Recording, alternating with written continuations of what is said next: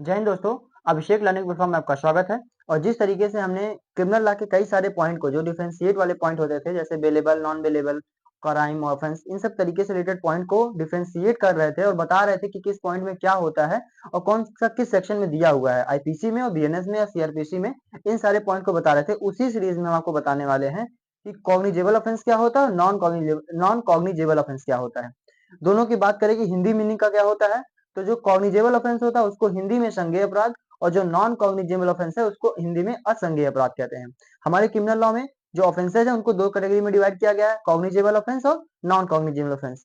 अब बात करते हैं कि कॉग्निजेबल ऑफेंस क्या होता है और नॉन कॉग्निजेबल ऑफेंस क्या होता है।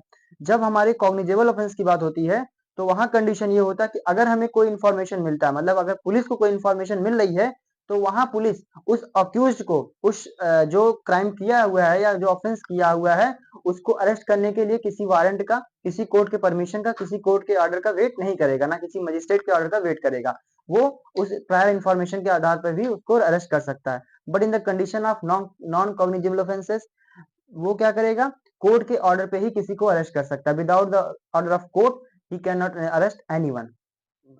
मतलब अगर ये प्रूफ भी है कि वो इसने ही गलती किया, लेकिन वो नॉन कॉग्निजेबल ऑफेंस के लिए आ रहा है पॉइंट, तो वहां पे वो बिना कोर्ट के आदेश से, बिना मजिस्ट्रेट के ऑर्डर पे अरेस्ट नहीं कर सकता है। But in the condition of cognizable offence he arrest the accused on the ground of the prior information.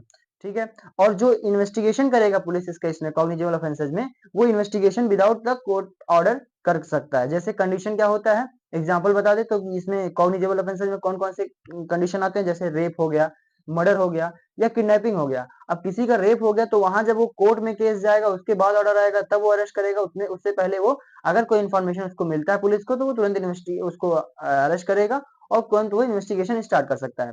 But in the condition of non cognizable, suppose करिए, एग्जाम्पल बताते हैं आपको, नॉन कॉग्निजेबल ऑफेंस में कौन कौन से पॉइंट्स आते हैं। जैसे आपका हो गया डिफेमेशन, हो गया पब्लिक न्यूसेंस, हो गया। अब इन सब पॉइंट को ऐसा नहीं है कि बहुत बड़ा अपराध कर दिया, तो वहां पे अपराध में कोर्ट के ऑर्डर को माना जाता है कि वहां कोर्ट का जब ऑर्डर आ जाएगा कि इनको अरेस्ट करिए, तो वहां पे कोर्ट के ऑर्डर के ग्राउंड पे वो पुलिस अरेस्ट करेगा, और कोर्ट के ऑर्डर के आधार पे या मजिस्ट्रेट के ऑर्डर के आधार पर ही वो उस पर इन्वेस्टिगेट करेगा।